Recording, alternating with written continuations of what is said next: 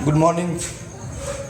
तो आज हम आपको बताएंगे क्लास 8 सुगम विज्ञान का प्रथम चैप्टर हम लोग शुरुआत करने जा रहे हैं, जिसका नाम है फसल उत्पादन एवं प्रबंधन।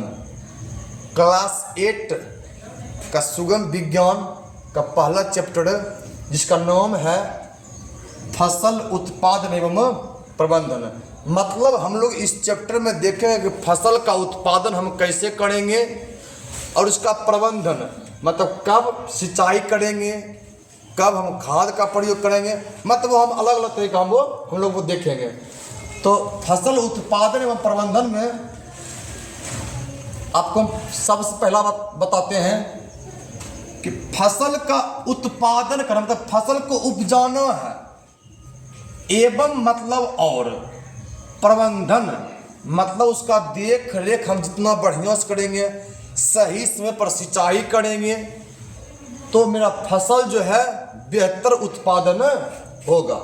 तो इसमें जो सबसे पहला है वो है स्वपोषी।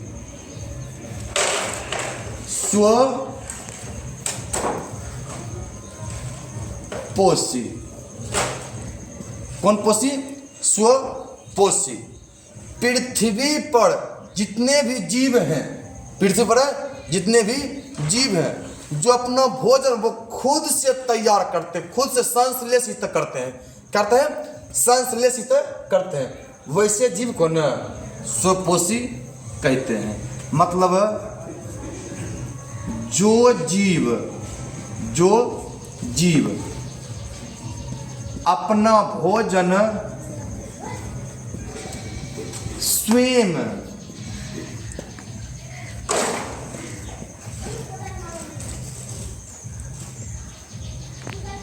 संश्लेषित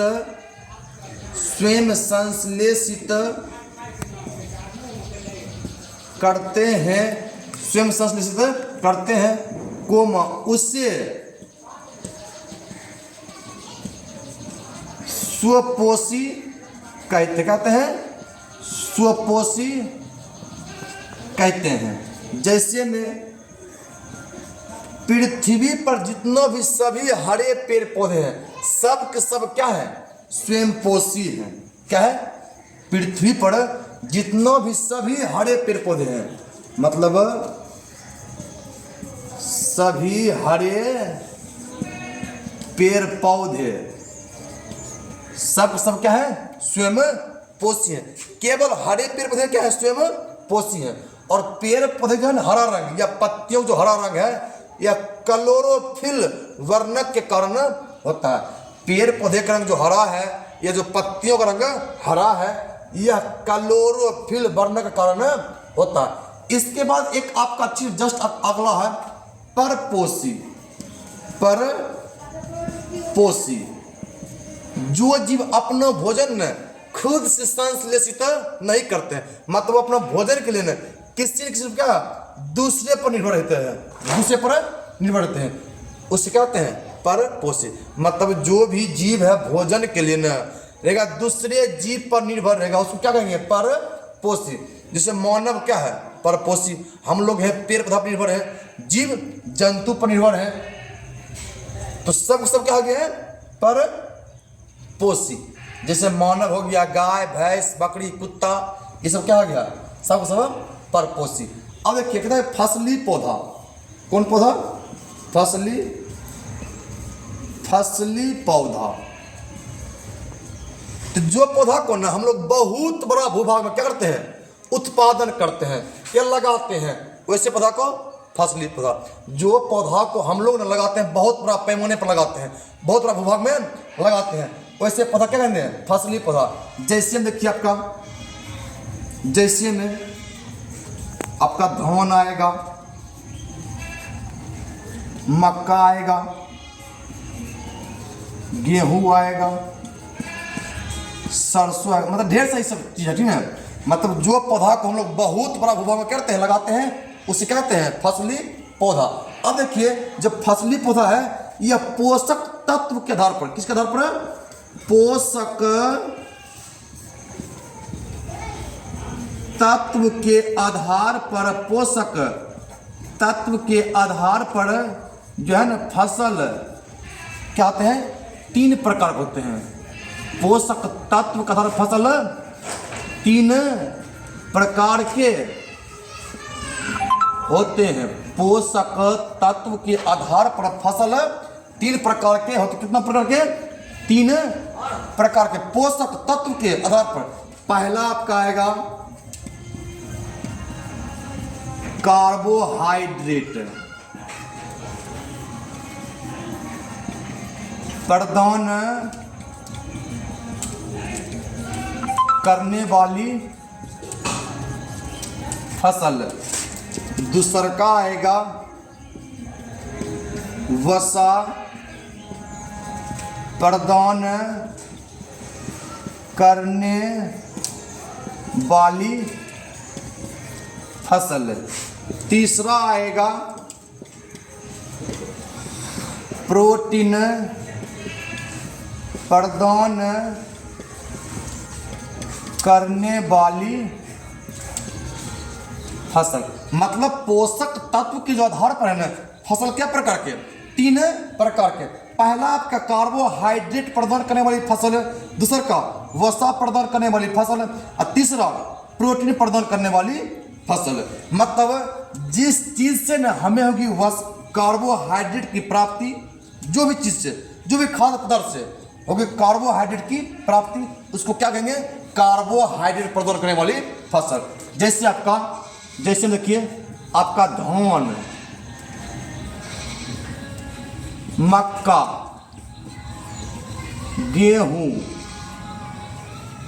ज्वार, बाजरा etc। मतलब धान आपका हो चाहे मक्का हो चाहे गेहूं, ज्वार, बाजरा, इस सब से हमें कार्बोहाइड्रेट की प्राप्ति होती है। इसलिए इसको क्या बोलते हैं? कार्बोहाइड्रेट प्रदान करने वाली फसल। और कार्बोहाइड्रेट प्रदान करने वाली फसल को ना हम लोग कहते हैं अनाज या धान फसल। कार्बोहाइड्रेट प्रदान करने वाली फसल को ही हम लोग कहते हैं अनाज या धान फसल। अब देखिए जिस फसल से हम लोग को होगा वसा की प्राप्ति, जिस चीज से क्या होगा हमें वसा की प्राप्ति, उसे क्या कहेंगे? वसा प्रदान करने वाली फसल। जैसे सरसों, जैसे में सरसों, मूंगफली,